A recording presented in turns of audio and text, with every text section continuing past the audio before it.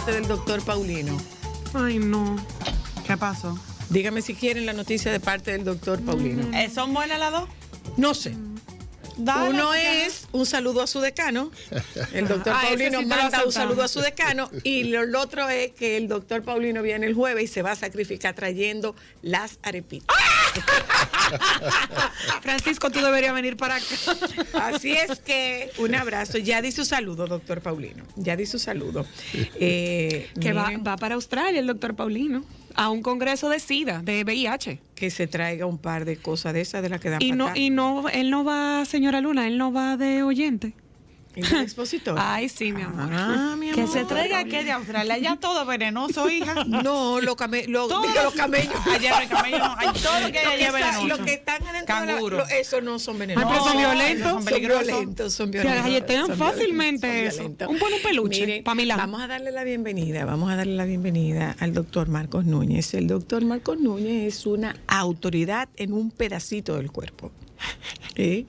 Es Así uno dijo el doctor Luna. es uno de los grandes maestros de cirugía de mano que tenemos en nuestro país. A propósito del tema de las amputaciones, hemos querido, todo esto vino un poco a raíz del caso de este jovencito al que le amputaron una mano y que uno se queda como con la confusión porque siempre habíamos escuchado que, bueno, tú recoges la mano, la pones en hielo y tú la transportas, pero después nos dijeron que no se debe poner en hielo. Entonces, es un poco como de todo esto porque definitivamente, doctor, nos cuesta mucho dinero el tema de las amputaciones. Y no sabe una si ustedes se especializan en partes del cuerpo, en extremidades del cuerpo, si ustedes hacen una especialidad en extremidades superiores, se hacen especialidad en extremidades inferiores. Yo recuerdo que usted me dirá quién es ese doctor Núñez. Aquí hubo una época en que había mucha mutilación por el tema de la electricidad. Un alto voltaje, había muchos grandes quemados. Nosotros seguíamos sin tener un centro para grandes quemados, a excepción del Morgan, de Luis Aybar, que en aquel entonces, 10, 15 años atrás, tenía creo que 10 camas para todo el país. ¿Cómo hemos avanzado? ¿Cómo hemos crecido? ¿Por qué hay que especializarse en extremidades para rehabilitar o reimplantar a un quemado? Bienvenido y muchísimas gracias, doctor. Gracias a el doctor usted. es el decano de la Facultad de Medicina de la Universidad Iberoamericana. Amigo de nuestro Hemos trabajado doctor para el Miguelito. doctor porque Sí. el doctor hace nosotros hacemos intervenciones con la unidad de intervención en crisis y trauma y la Sí. intervención en psicoterapia. Cuando se presentan situaciones de crisis, se activan los protocolos y nosotros nos ponemos al servicio de la Facultad de Medicina. Muy amigo del UNIBE. doctor Luna y un Sí. angelito de la vida de nosotras tres. Para que lo sepa, para Muy que lo importante. sepa. Muchas gracias por esta oportunidad aquí en Solo para Mujeres, ¿no? Es una distinción para nosotros, doctor, que lo sepa usted. Gracias, Que lo gracias. sepa. Sí, se lo Tú dejé saber desde el día 1, ¿eh? Tu pregunta es bastante amplia. Vamos a ver. Mira, lo primero es que la especialidad de cirugía de la mano nace producto de la Segunda Guerra Mundial. Sí, había un cirujano norteamericano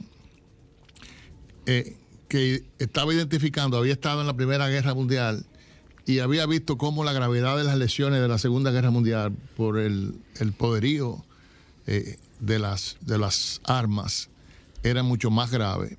Y entonces decidió que había que crear una especialidad que tuviera el entrenamiento para resolver la parte de hueso, la parte de vaso sanguíneo, la parte de nervio y la parte de la cobertura cutánea. Y a partir de ese momento, 45, 46, por ahí, nace la Sociedad Norteamericana de Cirugía de la Mano, que al principio comenzó muy de la mano de la Academia de Ortopedia y después se separó. Entonces, es un entrenamiento que varía pero en los Estados Unidos, donde nosotros estuvimos, es un entrenamiento de 1 año. ¿Solo en cirugía? O sea, Solamente medicina, haciendo cirugía general y luego cirugía de la mano. De la extremidad, no. Tú puedes ser cirujano general, como fue mi caso, o cirujano plástico u ortopeda. Ok. Y entonces puedes entrar a esa subespecialidad que dura 1 año. En el centro donde yo estuve, el Kleiner Kurtz and Associate, en la ciudad de Louisville, en Kentucky, para que tengan una idea, nosotros recibíamos alrededor de unos 23 casos de emergencia por día. Wow. Y yo solo tuve participación directa en 440 casos en ese año. O Eso sea, es mucho, doctor. una unidad de mucho flujo, de mucho volumen, y que está reconocida como, en ese momento y todavía hoy en día, como la unidad líder de cirugía de la mano y miembro superior A nivel de Estados del Unidos. medio oeste de los Estados Unidos. Entonces, la especialidad nace, Segunda Guerra Mundial, se populariza, y entonces el doctor Kleiner, que también es una persona interesante porque era cirujano cardiovascular, Wow. el doctor Kleiner decide irse por la cirugía de la mano conjuntamente con su compañero, el doctor Joseph Kurtz, y forman este entrenamiento en la ciudad de Kentucky. El doctor Kleiner era de Indiana y ellos hacían servicio un día sí, un día no. Wow. Un día estaba uno Wow, de guardia wow. y el otro estaba El otro dando día. consulta. Estamos hablando de los años 60. Y el doctor Kleiner, que siempre fue una persona muy humilde, pero con mucha visión y mucha creatividad, fue desarrollando técnicas muy personales de cirugía de la mano. Por ejemplo, la reconstrucción de los tendones en lo que se llama, o se llamaba en ese momento, la zona de nadie o tierra de nadie, y que ya a partir de sus aportes comenzó a repararse los tendones en esta zona de la mano, en la parte de la palma, donde los dos tendones flexores se van a un canal común. Y el doctor Kleiner, vinculando con el tema que nos atrae en el día de hoy, en el año 1962 le llega un pulgar casi amputado. Como este es un programa de orientación, si la parte queda unida al cuerpo, Ok. por algo, ya sea por piel o ya sea por un tendón, Por pero lo que sin sea. circulación, eso se llama una desvascularización. Ok. Cuando se despega totalmente, se separa del cuerpo, Del miembro. ya es una amputación. Amputación. Pero déjame decirte que es más retante la revascularización o la desvascularización, porque tú tienes que trabajar Con lo que hay ahí. con lo que puesto. tienes ahí, sobre todo si es piel, ahí hay unas venitas que pueden ayudar a salvar la extremidad. Entonces, no se puede despegar esa parte. Ok. Si fuera ya tendón o ya fuera un nervio por lo que está atado, nada más sí, se puede cortar. Pero si fuera un segmento de piel, donde hay venas, que es la parte más delicada de reconstruir, no se puede quitar. Entonces, ¿qué aporte hizo Kleiner en el 62? Que él le llegó ese pulgar pálido, frío, sin circulación, y él hizo la unión ósea, que es lo primero que se hace, la estructura ósea y ligamentaria, y reparó la arteria, una de las dos arterias, la arteria predominante. Y eso abrió las puertas para que se pensara a futuro, y él demostró después, haciendo una arteriografía, obviamente, dos situaciones. Primero, el dedo tomó color, vitalidad, y eso era evidente, pero también, para hacer una demostración científica, él hizo una arteriografía, colocó medio de contraste en una arteria para demostrar que ese vaso estaba patente, o sea, que la reconstrucción había sido efectiva. Y estaba vivo. Y la documentó. Eso es tan importante que le sirvió al doctor Susumu Tamai en Japón 3 años después para hacer el primer reimplante de un dedo. De un dedo. Sí, de un pulgar. Y tengo la fotografía, que después se la puedo compartir, donde en los 80 años del doctor Kleiner, que nosotros tuvimos presente, el doctor Susumu Tamai y él están presentes celebrando el cumpleaños de Kleiner y en una fotografía histórica, porque están el primero que revascularizó un pulgar y el primero que reimplantó un pulgar en el mundo. ¿Qué tan vital es el pulgar para esa extremidad, doctor? Me gusta esa pregunta porque yo le digo a mis estudiantes que es el 50% de la función de la mano, a veces más. Y yo les digo, hagan el ejercicio, se amarran con un pañuelo de cabeza o lo que sea. El pulgar lo aíslan ahí en la palma y traten de hacer lo que ustedes hacen en 24 horas con los 4 dedos restantes. No puedo. Y se van a acordar de que probablemente sea más de la mitad de la función. Okay. Entonces, la función mínima de la mano es el pulgar y un dedo, preferentemente el dedo anexo, que es el índice o indicador. Pero si fuéramos a tener una mano con un pulgar, aún siendo el meñique, el dedito más alejado, esa función de pinza es fundamental para el ser humano. Es la función básica. Entonces, ya sabemos de dónde nace la especialidad o la subespecialidad. Ya sabemos que el cirujano de la mano se enfoca básicamente de la muñeca hacia los Y es un dedos. reconstructor. Sí, sí. No es un plástico, aunque sea plástico. No, porque la cirugía reconstructiva es una parte de la cirugía plástica y estética. Exacto, sí. Nosotros como cirujanos de mano pertenecemos al grupo de cirujanos que hacemos reconstrucción. Ok, yo le hago esta pregunta, doctor, porque en una oportunidad ocurrió algo con una persona que me solicitaron una ayuda y yo llamé a un cirujano plástico. Y el cirujano plástico me dijo, no, es que eso no es de nuestra incumbencia. Lo que pasa eso es un tema de un especialista en reconstrucción. Sí, es un aspecto de la formación, depende mucho de las escuelas y los sitios donde tú te entrenes, porque son 5 grandes áreas que recibe el cirujano plástico.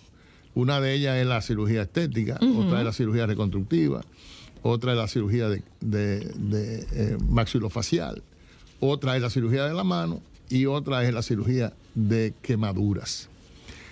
Ese es el menú general, pero diferentes sitios de entrenamiento se enfocan más en un área en particular que en otra. Pero la cirugía de la mano, como te dije, tiene las posibilidades de ser un ortopeda, un cirujano plástico o un cirujano general, el que entre a su especialidad. Solamente conozco el caso de Venezuela como una forma de entrenamiento de 3 años, donde tú puedes entrar ya como una especialidad core, sin hacerla como su especialidad, sino que vas directamente. Okay. Y es la única que yo conozco de 3 años de formación en cirugía de la mano. Es importante también que ustedes sepan que la mano está en el miembro superior y que el miembro superior tiene el codo y tiene el hombro. Y que ya nos hemos ido especializando por de área. manera... Claro, claro. Y fíjate, un ejemplo son los oftalmólogos. Aquella estructura tan pequeña como es el ojo, Tiene puede tener retina, tiene 5, 6, córnea. 7, 8 divisiones diferentes. Y cuidados Los y expertos más. en refracción, los expertos en catarata. cámara posterior, los expertos en inclusive ahora hay oculoplastia, ¿no? Sí, sí, sí. Párpados y oculoplastia. Hay una gran variedad. Y nosotros en la extremidad superior dividimos la extremidad en especialistas en hombro, especialistas en codo y especialistas en mano. Y donde nosotros tuvimos allá en Louisville, teníamos también esa característica, que teníamos también colegas que hacían su subespecialidad en hombro o en codo y nosotros hacíamos los referimientos correspondientes. Pero Igual nosotros tenemos grandes nombres, doctor, en cirugía de la mano. Seguro. Sí, local e internacional. Sí. Local e internacional. O sea, hasta el doctor Shecker, claro, el doctor Shecker, que sigue en Kentucky, o se el retiró doctor Shecker está retirado en términos de que no está ejerciendo la... Pero él es especialista de la muñeca a los dedos. El doctor Shecker es experto, yo creo que en todo tipo de cirugía reconstructiva. El doctor Shecker hizo un entrenamiento en Escocia, en cirugía plástica y reconstructiva, y se entrenó con los grandes maestros de la época, con Ian McGregor, con Ian Jackson, y además una persona con una gran habilidad, y al punto tal que él fue elegido como partner del grupo del doctor Kleiner, porque él hizo el entrenamiento igual que nosotros de un año.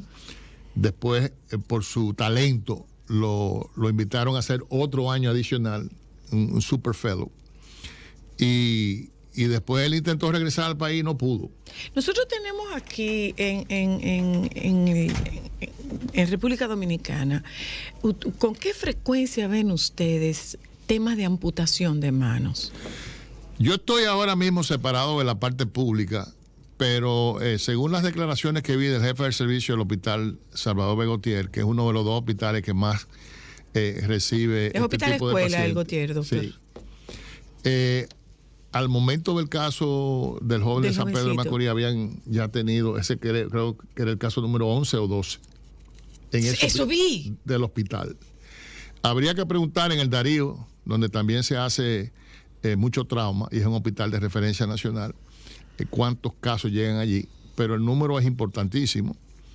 Y hace muchos años que las heridas por arma blanca, específicamente por machete y amputaciones, son el pan nuestro de cada día. Doctor, yo tengo una pregunta. Adelante. Perdón. En el caso de las amputaciones, el tiempo hace la diferencia. Sí. El tiempo y la parte que se amputa. Por ejemplo, no es lo mismo una pierna que tiene mucho músculo que una mano que tiene músculo, pero no esa cantidad. No es lo mismo un dedo, que prácticamente no tiene músculo, lo que tiene son tendones y tejidos blandos y huesos, que un antebrazo. Entonces, depende mucho la cantidad de masa muscular que tú tengas. Depende mucho de el objeto con el que se hace la amputación. Si es un objeto como una maquinaria industrial que corta, quema, arranca, o si es un machete afilado, ¿verdad? O una guillotina, que es un corte nítido. Bueno, como quien dice, seco y perfecto, entre comillas. Y también mucho que ver el ambiente. No es lo mismo una mano amputada en un sitio, por ejemplo, en el sur de América, Chile, Argentina, donde tenemos temperatura ahora en estos días de 10, 11 grados, que tener las temperaturas que tenemos aquí de 30, 32, 33 grados. ¿En qué incide, doctor? Bueno, que la preservación, el calor, la conservación. El calor o el frío juegan un rol protagónico. Es lo que nosotros llamamos el periodo de isquemia. Isquemia es el tiempo que pasa entre el momento en que se le va la circulación a ese dedo, a esa mano, a esa pierna, y se le repone de nuevo. El tiempo de isquemia caliente, o sea, sin hacer ningún tipo de intervención,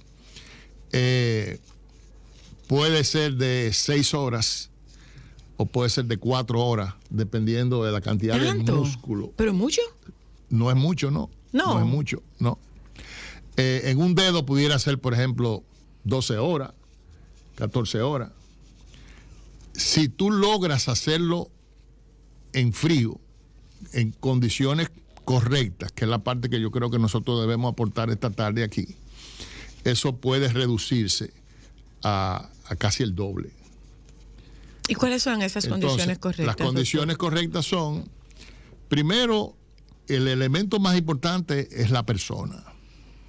Entonces, lo primero que hay que hacer, y creo que esa joven que hizo ese acto altruista, ¿no?, de socorrer a su compañero, pues ella parece que había visto o había tomado algún curso de primeros auxilios. Lo primero es atender al al paciente para que no se desangre, porque hay venas y hay arterias que se cortan. Y lo primero que hay que hacer es comprimir las partes con ropa, con lo que usted tenga. Un torniquete, si se pudiese. No, la compresión y la elevación de la extremidad es suficiente. Ok. Para reducir la cantidad de sangre. ¿Verdad? Si quieres usar un objeto como, por ejemplo, una toalla o una camisa, lo que tengas ahí a mano que pueda ayudarte, lo hace y eleva la extremidad. Si es una pierna. Okay. Si es una mano o una extremidad superior, compresión y elevación son los primeros auxilios.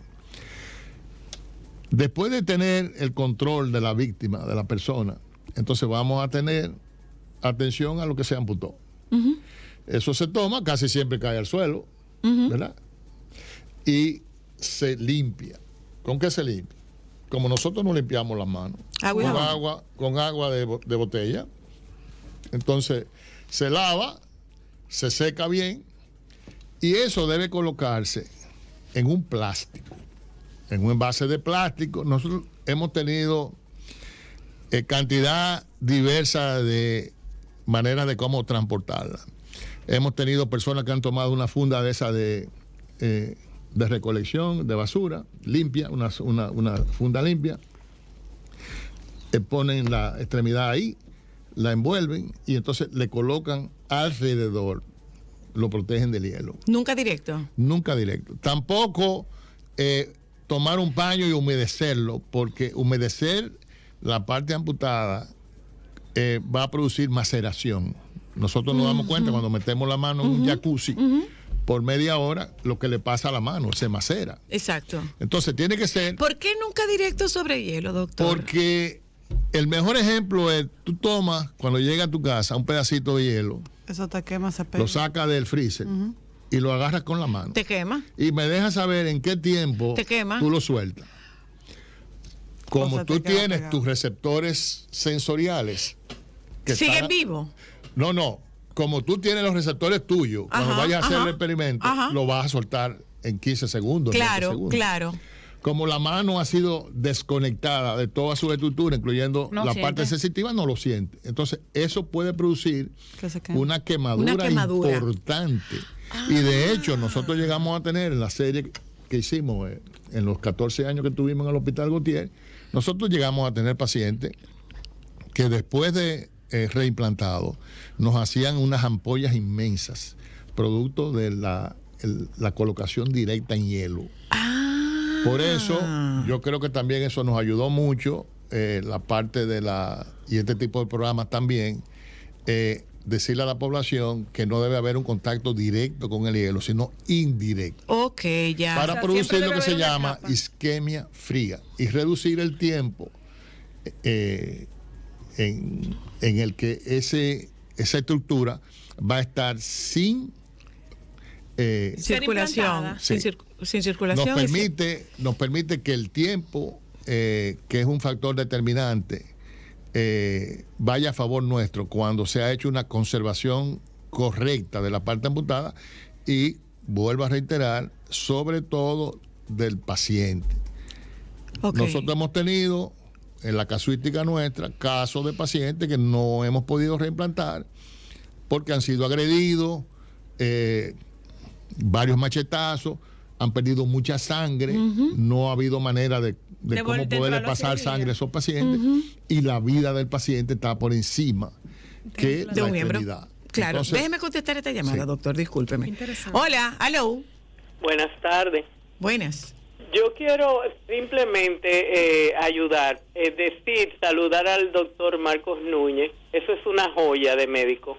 Es un privilegio grandísimo el que tenemos nosotras hoy, ¿eh? Pero muy grande. Es un hombre dedicado, es un hombre solidario, consciente, humano. Yo no puedo describírselo. Él operó a mi hija del síndrome de Madelung, su primera operación de síndrome de Madelung en la mano, y eso fue un éxito. me lo saluda y un abrazo. Él sabe quién es ella. Gracias. Nosotros tenemos una historia muy cercana con el doctor Núñez y es justo eso que usted está describiendo. Es un gran compromiso. Sí.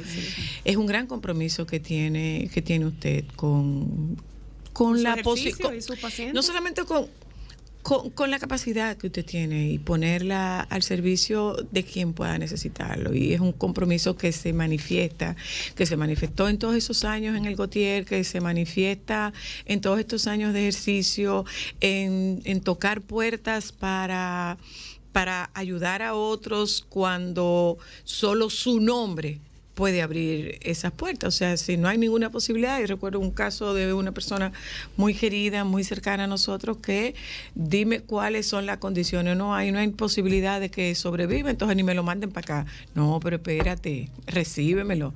Y ese chico tiene familia. Así es. Ese chico está viviendo con Yo creo su que familia. ese ejemplo que tú traes es lo que significa que en medicina, en la ciencia, nosotros tenemos un límite. Y el caso que tú mencionas, la ciencia no explica cómo ese paciente está vivo. Y de qué forma. Exacto, y de qué forma. Y con calidad de vida. Por eso es que le acabo de enseñar una foto al doctor y el doctor está sorprendido. Sí, así es. Nosotros siempre le decimos a la familia, ¿no?, que mientras hay vida hay esperanza. Y eso lo he vivido yo en estos años y lo ratifico aquí en el programa, que mientras hay vida hay esperanza y que llega un momento en la vida de nosotros, los profesionales de la salud, que nosotros no podemos hacer otra cosa que no sea orar. Así es. Que no hay otro remedio. Voy a publicidad y cuando regresemos de publicidad, doctor, ¿cuánto tiempo puede tomar y quiénes intervienen en una cirugía de esta naturaleza? Importante Nos vamos pregunta. a publicidad, ya volvemos.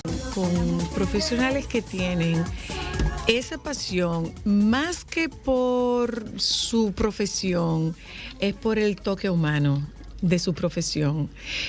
Doctor, nosotros estamos conversando con el doctor Marcos Núñez. El doctor Marcos Núñez es una visita que nos prestigia en la tarde de hoy, médico cirujano, especialista en cirugía de la mano, y además es el decano de la Facultad de Medicina de la Universidad Iberoamericana, UNIBE.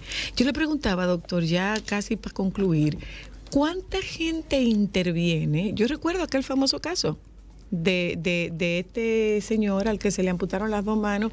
Yo trabajaba en el show del mediodía y tengo fresca esa imagen. Doctor, ¿de cuánto es el equipo? ¿Cuánta gente interviene?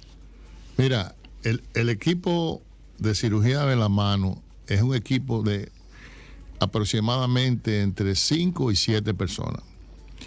En el caso que hablas del reimplante doble, nosotros ahí tuvimos una participación de alrededor de 12 a 14 personas. Mínimo 2 cirujanos de mano, ayudantes, enfermeras y personal de apoyo, como por ejemplo son los anestesiólogos, la gente del banco de sangre, la gente del equipo de cuidados intensivos. Pero en quirófano, entre anestesiólogo, cirujano, residente, enfermera, promedio alrededor de 6 a 8 personas.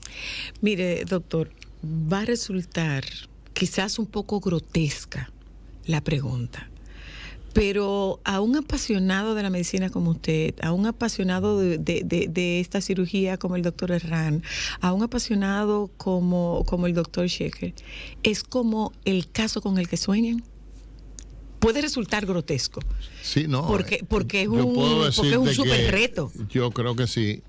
Porque mira, y recuerdo perfectamente porque nosotros recibimos una entrevista para septiembre del año 2001, que fue cuando las Torres Gemelas, si no me equivoco, ¿verdad? Uh-huh.